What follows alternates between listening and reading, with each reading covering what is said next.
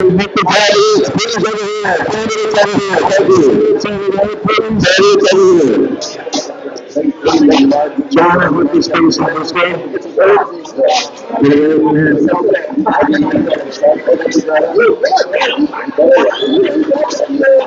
everyone, take the seats. Take the seats. Candidates over here. Good. Thank you. Sorry, guys. I'm going to introduce you to this card name.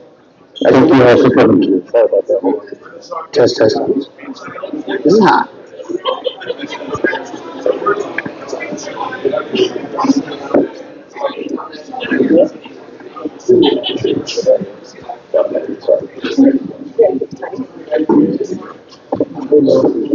And Kobe?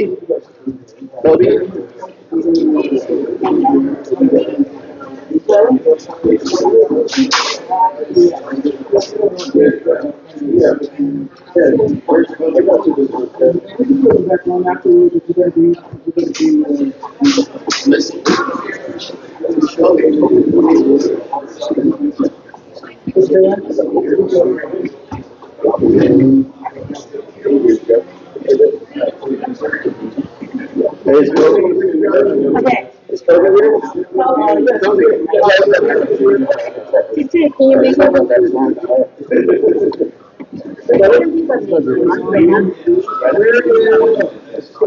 I got a hot mic right now.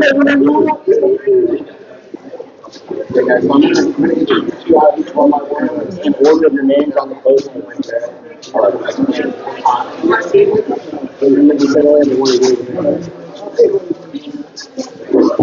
Test, test, test. All right, good evening, everyone. Thank you for attending the Speakers Corner of California GOP Gubernatorial Debate. Thank you. Thank you. Thank you. Before we get started, I just wanted to thank everyone for being so patient. I hope you had a good time with the food and drinks, and give a special thanks to a couple people. First, special thanks, you guys look over there, my father, Mark A. Torres, round of applause. He had set everything up tonight, so thank you. And then also a round of applause for Nadine Al-Tamimi, a member of the Speakers Corner, right over there. Also helped set it on. So thank you. So I wanted to thank everyone, and we're going to get into the event, but before we do, I'm not trying to be all long enough. I just wanted to say, prior to starting, I think, with Thanksgiving coming up, it's time probably to take stock and think about what we should be thankful for. This has been such a traumatic year, I think, in many respects for conservatives, and I think I would be remiss not to mention the death of Charlie Kirk just a short couple months ago. So, if we could just get a real quick chant down, get the energy going. Say his name, Charlie Kirk. Say his name. Say his name. Say his name. Thank you guys. And finally, one last thing I want to say too before we get started. I want to say we have to give thanks for having, I think, my favorite president, I think the greatest president in modern American history, Donald J. Trump. Thank you. Thank you. And he's going to lead us. I've seen a lot of people being negative. I've seen a lot of people being pessimistic, but fear not. We have the best man possible in the White House, and 2026 is going to be a great year for conservatives. Okay, so count on that. And before we get started, real quick, just in the chat. Fight, fight, fight! Fight, fight, fight! Fight, fight, fight! Fight, fight, fight! Thank you very much. And so first thank you for coming on the stage, all the way from Bakersfield, California. Big round of applause for Kobe Martin!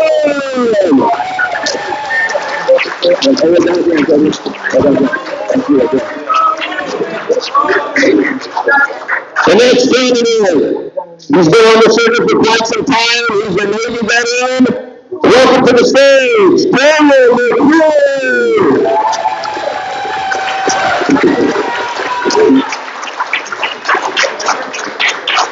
We have another veteran joining us this evening, and previously a congressional candidate. Please welcome to the stage, David Super.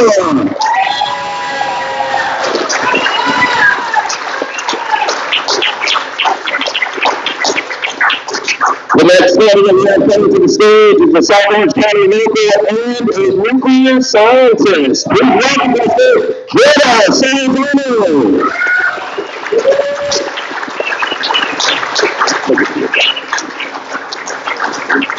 Next up, we have Jim Athens. Big round of applause for Jim. Come on, Jim. Okay. Hey, Jim, we have another guy who's been on the circuit for quite some time, entrepreneur Leo Farkey.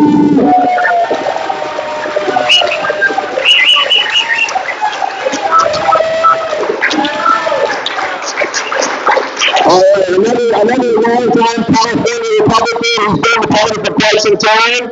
Let's give it a round of applause for Mark Anthony Arnold.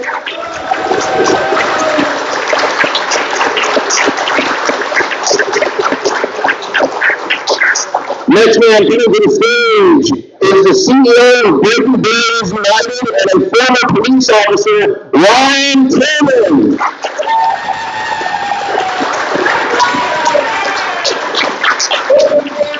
And last but not least, we just became friends with him recently. Welcome to the stage, South County Jail, Tim Mahan.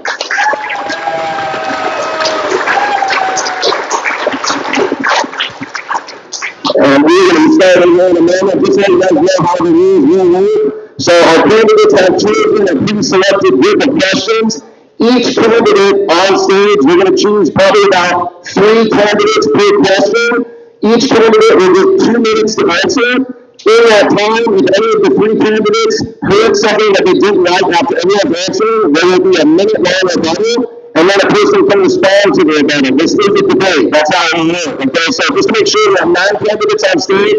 There will be 3 candidates who receive 1 question. We will move on to the next block of 3. They will receive the next, and so on and so forth until we reach the hour mark, which then we will have the open question Q&A, which is something we're all going to. So if you're in the audience or anything like that, you'd like to ask these candidates your questions. That's why we put the speaker's corner. We emphasize audience participation.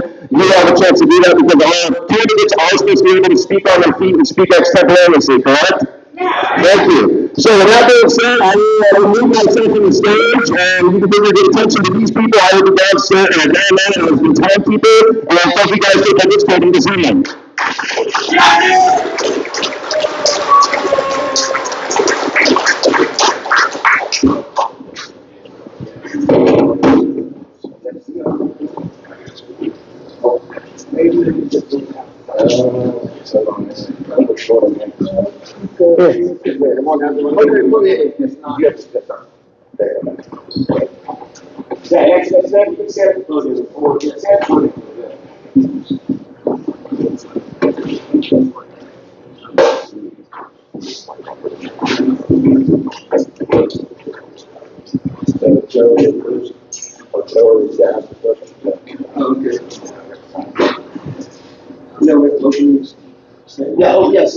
Sorry.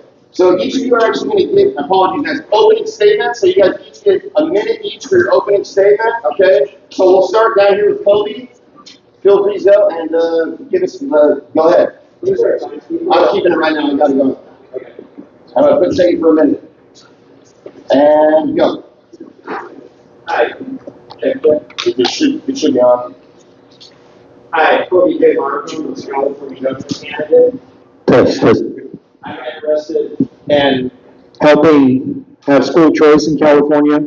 We need to protect children. My number 1 priority is secure elections. Because when we're in a bad situation like we are now, there's no way for us to vote ourselves out of that situation. Also, I want to thank Nick for being here and for organizing this. Everybody give him a round of applause, please. I will gladly use my time to thank him, and I thank all of you for being here. Thank you for not waiting on the California GOP to do their job. Let's keep marching forward and do our best. God bless. And you can find my website, KobeJMarkham.com. Thank you. Thank you, Kobe. Thank you to your microphones. All right, and Daniel, you have a minute. Thank you. Daniel Mercury. I've been campaigning now for about 6 years. Started back with running for Congress, and then I realized that really the core problem was really the corruption in our government here, right? I think most of us know this. And I realized that we had a lot of candidates, and of course we've seen throughout the years that everybody's pining to wear the crown of leadership, but nobody's pining to wear the shoes of servanthood. So when people ask me, are you going to lead us? No, I'm not. I'm going to serve you. When people say, you got to fight for my civil rights, well, that's a bit of a Marxist statement because constitutionally you have unalienable rights. So I'm going to be fighting for your unalienable rights because they're God-given endowments that can't be taken away and they can't be contracted away. So we have this sort of fallacy thinking that legislation that if it's passed, well, then it must be law. But that's not true. It's falsely operating in the color of law. And there's no accountability. And I define accountability when people who purposely turn their backs on the constituents that they swore to protect to imprisonment. If you don't do that, what's the point? We can stand up here and we can talk about all the wonderful things that we want to do for, child sex trafficking. We can talk about homeless and all these wonderful things we're going to do about beating businesses back. But at the end of the day, it's prison. Thank you. Hey, good evening, everybody. I appreciate everyone coming out tonight. My name is David Serpa. I'm a United States Marine Corps combat veteran. I'm a business owner. And I wrote a couple of books called Common Sense for California, A Guide to the New Revolution. I am a nationalist running as a Republican in this race. I believe in putting Americans first, putting America first, America only, not spending a single dollar on foreign aid in Ukraine, in Israel, in Iran,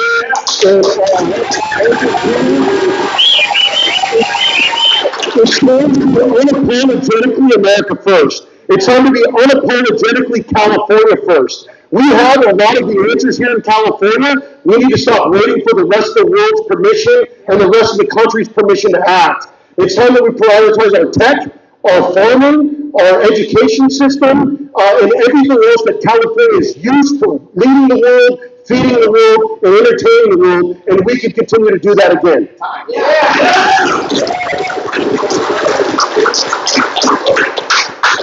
Good evening, everybody. Thank you so much for being here tonight.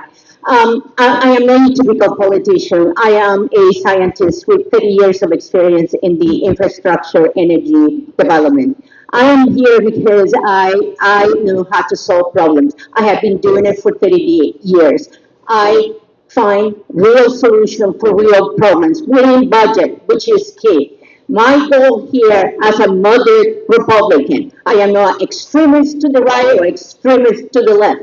I am here to bring Republicans and Democrats together to make California affordable again. And we're going to do that by taking care of our infrastructure. We're going to bring revenues back into California, and we're going to bring national security by taking care of our water infrastructure, our energy infrastructure, and our grid, which are under attack at the present time.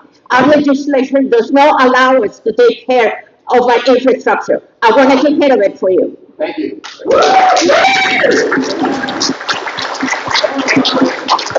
Hi, my name is Jim Athens. Is this on? Sure. Okay. Jim Athens. I'm in this contest, it's cliche, but I'm in this contest to make a difference. I'm in this contest because I care. I think that California and this nation is a little farther along as far as how far we've declined. I read once that California, places like Los Angeles, are basically in a state of controlled anarchy. I live in Los Angeles. I totally agree.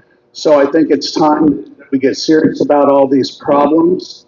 I have a unique perspective as a realtor and a developer, and I have a prosperity zones, which is kind of like opportunity zones on steroids, and I'm going to bring fresh energy to kind of rebuild our economy.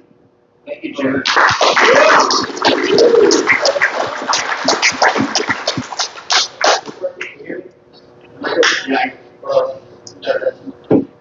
No. Okay. Well, there it is. Right.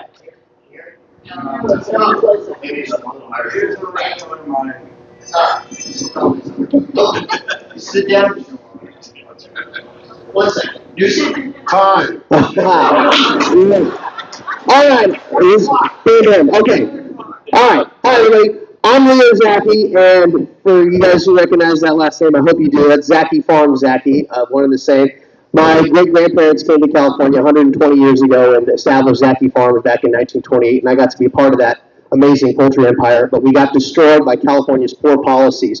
And I was the vice president of the company. I earned that title. I worked my way up to get that position. I was also a board member for the California Poultry Federation, so I'd go to D.C. and Sacramento, meet with all our elected politicians and bureaucrats. I quickly discovered how very stupid and little they care about you. And that was a big eye-opener. And so after the 2020 election went down and we lost our business, I said, something's got to change and we need to start at the top. And that's why I decided to get in the race. And so I've developed solutions here for California to make us a robust state for business, to empower people, give them their independence back, and most importantly, make the state function for everybody. And so we have to build this concept of Team California, where the leadership is working for all the people, not just specific parties, and I'm ready to work with the left.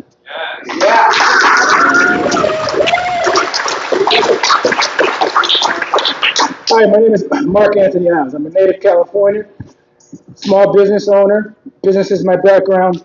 I intend to be your next governor. This election is not about partisan party politics, nor should we make it about partisan politics. This election is about good and evil, about strength versus weakness. It's about restoring the values that built this great state: God, country, and family. For too long, Californians have been divided by labels, failed by weak leadership. It's time to bring together people, Republicans, Democrats, and those that choose not to establish a party.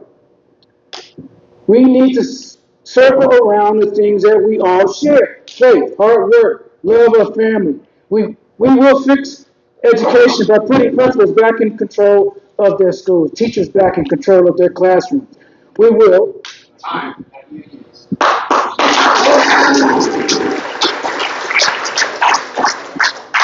Good evening. My name is Ryan Silman. I'm born and raised here in California. I love this place. Nobody ever leaves this place because it's an ugly state. But growing up, I grew up without liking law enforcement. I couldn't stand law enforcement. When I got older and got married to my beautiful wife and had 3 beautiful kids, I ended up becoming a police officer, something that I despise the most.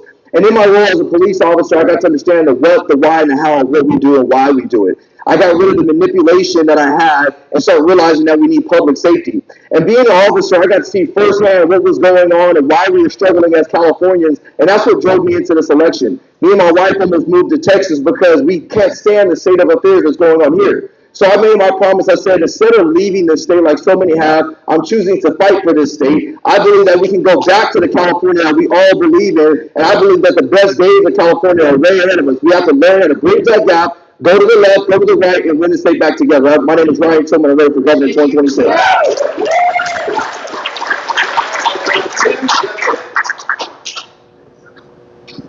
How you guys doing? My name's Tim Mahan, and when I was 18 years old, this guy came up to me and he said, "Are you going to join the military?" And I told him no. He said, "Why not?" I said, "Because I'm going to start my own business." And then he said, "If you're going to start your own business and you're not going to go into the military, you may not serve now, but you'll serve later." And I didn't know what he meant by that. And then over the course of 30 years plus in business, I now know what he was talking about. You see, in order for anybody to be qualified to become governor of California, you have to have experience in life. You have to have done things, and I've done a lot.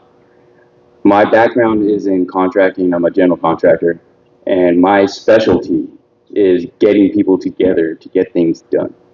So my whole plan is going to be based on lowering the cost of living, raising the quality of life, and it's going to be strongly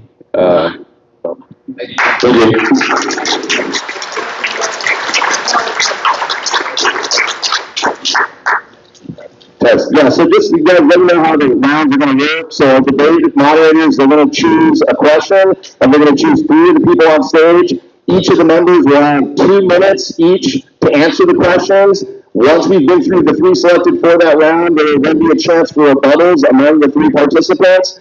Each participant has 1 rebuttal for the entire debate, and rebuttals will be 2 minutes towards the person being rebutted, and then they'll have a chance to respond, okay? Make sense? Thank you. So, Joe, you want to add any thoughts?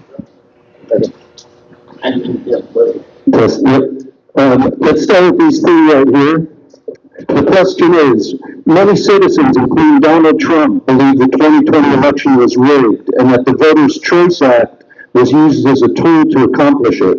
Do you agree with this concern? What would you do as governor to restore trust in our election process? Sir? I don't have any comments on the Trump election, whether it was stolen or not stolen. I haven't seen any of that data, so I'm not going to speculate on it. Some things that we can do here in California to help our elections is we're working to make it so that each county can manage their own elections. Right now, the voter rolls are managed at the state level and they have access to the databases, and that is causing problems. We have 58 counties. We need 58 counties with each one managing their own elections. I'd also like to have us do paper ballots that are serialized with one-day voting and voter ID required. Thank you.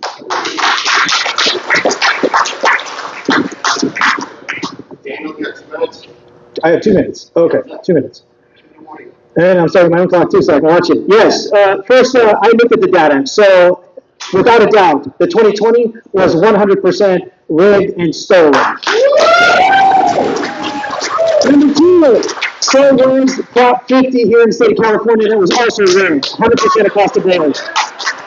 Let's also look at the fact that when we talk about voter integrity, yes, we have a big problem here with a lot of illegal aliens voting that are claimed that they're supposed to be part of our community. They are not. This is designed to inflate the voter roll. Under my administration, one, we're going to ensure that if you're an illegal, you don't get to vote. Number two, yeah, we're going to have voter ID. But one of the things that I think is also key is that we need to purge the voter rolls yearly.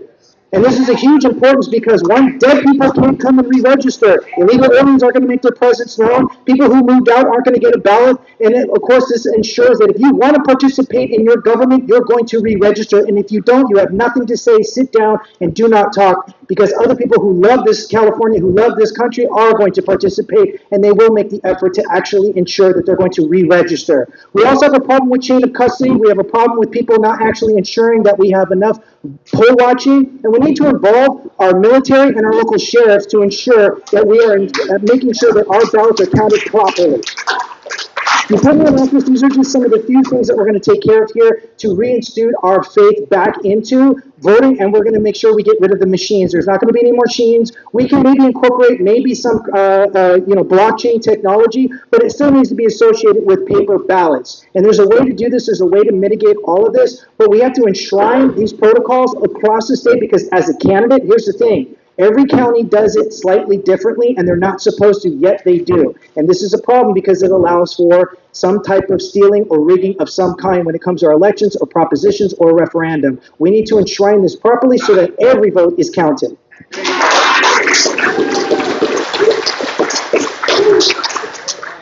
It would be easy to get up and get an applause line to say that the elections were stolen, but I'm going to tell you that when Republicans don't deliver, voters don't show up and vote for Republicans. After COVID-19 happened and all of the lockdowns happened, American people were frustrated that their businesses were shut down. They were frustrated that their schools were shut down. And because of that, they didn't show up to vote. The COVID response was rough. The fact that the deficit continued to balloon under President Trump in his first term, and again here in his second term, is a problem. The fact that foreign spending has continued to be a problem. The fact that we cut $4 billion from SNAP when we had 40 million people, 10% of this country is collecting SNAP benefits. That tells me that there's something fundamentally wrong with the way that our country is structured right now. And 17 million of those recipients are children. And if we're going to cut $4 billion from SNAP, don't send $40 billion to Argentina. Don't send $40 billion to Israel. Don't send $40 billion to Iran. America first, America only. What we should be doing is, instead of looking to move our elections in the past, we should say California is a technology state. We've always led the country in technology. So why are we going into the past with paper ballots and smoke signals and cave paintings? Instead, what we should be doing is getting people to vote on a blockchain, on an app, on their phone, instantaneously, tracking it the same way that we do your money in the stock market. Because if you show up for the people will show up for you. And if we get the Secretary of State's office in control, then veterans will be able to identify as veterans on the ballot. we'll be able to clean the voting rolls like Mr. Mercury was saying, and we'll stop being in a situation where 3% of all ballots in the state of California have to be cured. So we need to clear up the voting rolls, we need to move our technology and our elections into the future, and we need to get government on an app, so it's not $800 to register your car, it's 80 cents in the palm of your hand. All right. To add this question, among you three, is there anyone who'd like to rebut anything they heard or anything they said? And that's our only rebuttal for the night. For the night, yes. Yeah, give me I like these guys too much. Well, I completely disagree with both of them. I'm just kidding. No, I have nothing. nothing? All right, so we're going to move on now to Greta, Jim, and Leo, and I'm just going to ask a question.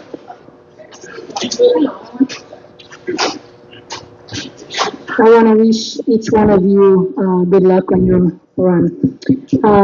In your capacity as governor, if elected, what measures would you take to address the concerns of many California residents regarding the integrity of our elections in the state of California? Okay, I'll go for that one. One of the things that we're working, the candidates and I got together a couple of weeks ago. And one of the things that we did is we had a meeting with Dr. Frank. He is one of those that have spent the last 7 or 8 years looking at the register. And one of the things that he has shown is that there is some phantom votes, meaning there is a number of people registered and there is more than the number of people registered that actually shows up to vote. However, after that meeting, I went back and I did some research. And there is a guy with the name Mr. Henderson. And one of the things that he does, he refutes that, and he says that it was a discrepancy in the databases. At this point, there hasn't been any institution or any court at all that actually supports that those phantom ballots exist. So at this point, I have to say that what I will do as a governor of California is I will work with the state, with the Secretary of State of California, because the government does not have the right to dictate how we're going to do the election. However, the Secretary of State does have the right to dictate that. So I will work with that Secretary of State, and I will make sure that we do go a little bit back, even though we are a technology center, I will go a little bit back until we can return trust in our election. And I will do that by recommending to eliminate the machines and eliminating the mail-in ballots that you don't need. I will only keep it strictly to the ones for the veterans and the hospitals that are requiring people with disability. Other than that, I will definitely go back to basics, because we need to return the trust, and we need to stop thinking that we have a stolen election.